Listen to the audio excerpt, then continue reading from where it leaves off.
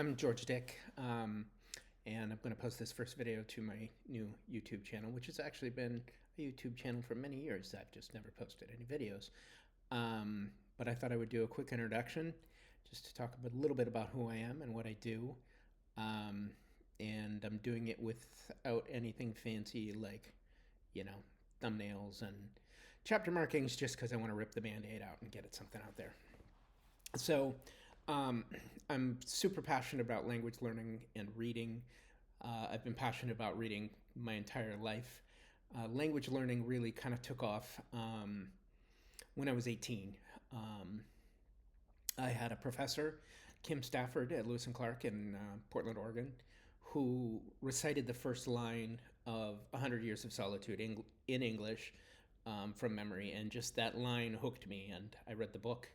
And I said, look, I want to learn to read this in Spanish. And that's when I really started to study languages. I had studied a little bit of French and a teeny bit of German in junior high and high school, but none of it really stuck. And it was only after reading that book that I really got excited about learning languages. I spent 4 years writing iPhone software professionally, iPhone and iPad for that matter. It's been a while.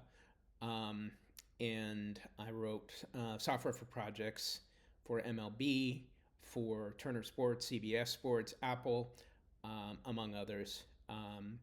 4 years of doing that professionally, and then a number of years of kind of supervising people. And so I'm kind of returning to my roots a little bit, and creating software now for tools to help me study languages and help me accomplish my goals. And the first one of those projects is an iPhone app that is helping you track the amount of time that you spend learning languages and track your goals and make sure you're being consistent with your goals. And that's going to launch here in less than 2 weeks. In the meantime, I don't know if I need to say a whole lot else. Right now, the language I'm studying the one that I'm focused on the most, is Greek. I started learning it 2 years ago, January 1st, 2024. And I think it's a lot of fun. My Greek teacher invited my fellow student and I to her wedding in Greece in September, and so I'm really going to double down on Greek this year, so that I'm ready to have a lot of conversations at the wedding and in Greece in general. I've never been to Greece. I started learning Greek because I just wanted a new challenge. I wanted something that wasn't a Latin language, which is where a lot of my language learning has been in the past. And I kind of wanted a new alphabet. And so that's been a lot of fun. It has been slow. It's definitely been challenging compared to the Latin languages that I know.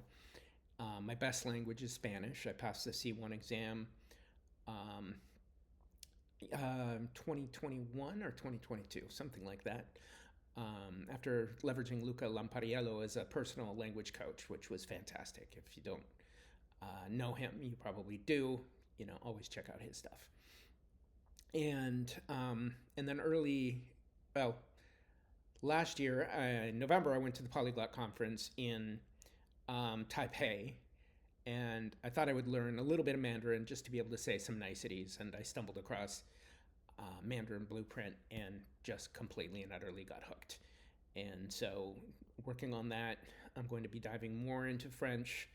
I learned French really kind of in my early 20s, and I think this is the year that I want to go and pass the C1 exam in French. I've got some other tools that I'm working on for language stuff. TBD if anybody's going to be interested in them beyond me. But I think they're kind of fun and they're compelling for me, and we'll see what other people think about them once I get them out in the market. But first of all is this app that is called Fluency Streak. That'll be coming very shortly. I'll have more information about it as the next 2 weeks kind of progress. And anyway, thanks for taking the time, and I hope you have a great day.